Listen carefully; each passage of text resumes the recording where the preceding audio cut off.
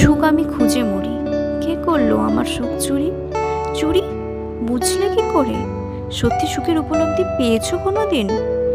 কেন আমার সে সুখী ছেলেবেলা, যখন স্কুল শেষে এক দৌড়ে খেলতে বেরিয়ে পড়া, দুঃখ হলেই মার কোলে মাথা রেখে যখন তখন আদর খাওয়া, যখন এখানে ওখানে বাবা মার সাথে বেরিয়ে পড়া, পেট পুরে নানান খাবার খাওয়া, খেলনার জন্য বায়না ধরা, যখন মনের মধ্যে সারল্য নির্মল হাসি দ্বারা প্রকাশিত হতো, যাতে নেই কোনো খাদ, নেই সম্মান হারানোর ভয়, যখন জীবনযুদ্ধের আভাস থাকে না, মনে ভয় ঘৃণা পাপ থাকে না, যখন ছেলে মেয়েদের মধ্যে ব্যবধান থাকে না, সকলে মিলে খেলা করি, কাটিয়ে সব জড়তা, খুব ভালো লাগে, ভারী মজাও লাগে। যখন আমার আবোল তাবোল কথা মা হেসে উড়িয়ে দেয়, সারাদিন একটু পড়া, অনেক খেলা, শুধু দুষ্টুমি, মনে পড়ে সজ্জল চোখে সেই দিনগুলো হারিয়ে ফেলেছি আমি। মনে আছে নতুন ক্লাসে নতুন বই পেয়ে কি আনন্দ আমার, কিন্তু মুশকিল হলো পড়ার সময় মন লাগে না আর।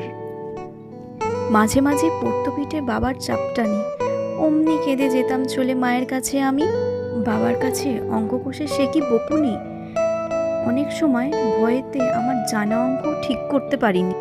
তবে ছেলেবেলায় খুব বায়না ছিল আমার, বিশেষ করে খেলনা গাড়ি লাগতো ভারী মজার। সবই এখন সাজানো সেকেলে, শুধু স্মৃতিগুলোই ভেসে বেড়ায় আমার মনের গভীরে। জীবন এখন অনেক জটিল, কঠোর, কঠিন, ফলস্বরূপ মানুষ আজ হয়েছে মনুষ্যত্বহীন। সময় কোথায় যে ছেলেবেলা ফেরত পাবো আর? লোকে বলে আদিক্ষেতা, অলস কোথাকার।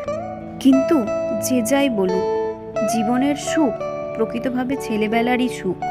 যৌবনেতে দাঁড়িয়ে মোরা করি দুঃখ প্রকাশ, ফিরবে না রে ফিরবে না ওই দিন ও মাস।